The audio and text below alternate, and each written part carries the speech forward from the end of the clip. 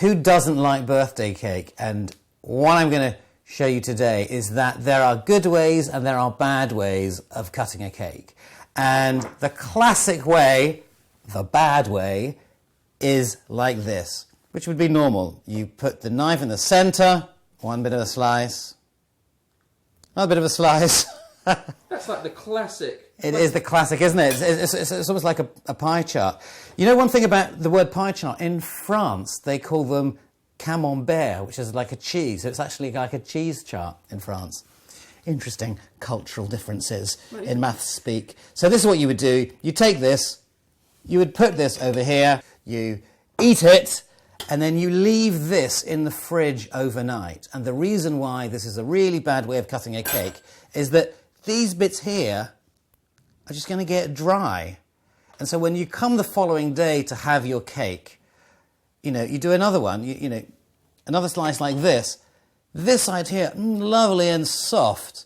This will be dry and horrible. You're not maximising the amount of gastronomic pleasure that you can make from this cake. There is a better way, a way that is more than 100 years old and was discovered or invented by one of Britain's most famous and brilliant mathematical scientists. This is a copy of Nature, the famous science magazine from December the 20th, 1906.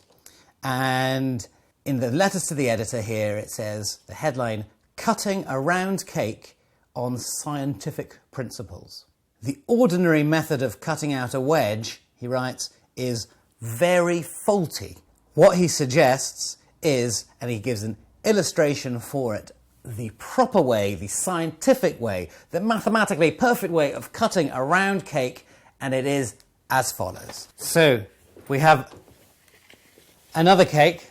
The first slice will be like this. It's breaking all the rules of cake etiquette. Perfect. Okay, so this is the first one, and then I need to find a way of taking it out. Okay, we can stick that there, and that has got to be the prime. That's the prime steak of that cake, isn't it? It's the T-bone cut. Here, what we need to do, we need to close the cake together like this, and that's going to come apart. So look what I've got here. I have got some rubber bands to make sure that stays together. The following day, all the flesh, the sponge, is going to be nice and soft. So how do we do the second slice? The second slice, I guess it's not your birthday anymore, so you're not going to have one that's quite as big. It'd be interesting to work out the actual proportions. This is, and you get a lovely breaking of the elastic bands too, which is exciting. This is slice 2, or it actually is slice 2, which has 2 slices, 2 parts. Good.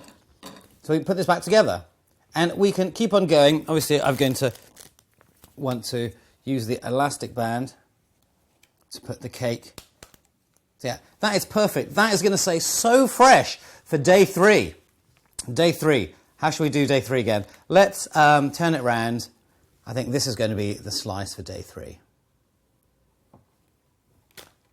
Again, the satisfying snap of the elastic bands. And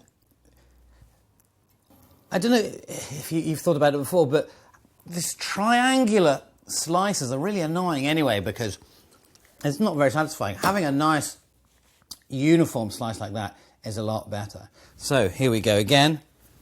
This is at the end of day 3. There's 4. And this is going to be perfect. And gradually we are slicing it. Keep on going.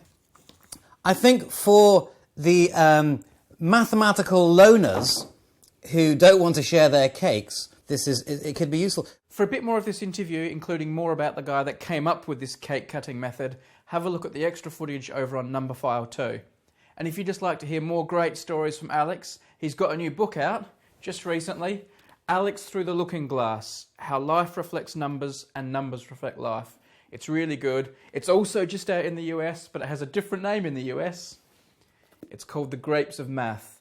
I'll put links to it in the video description.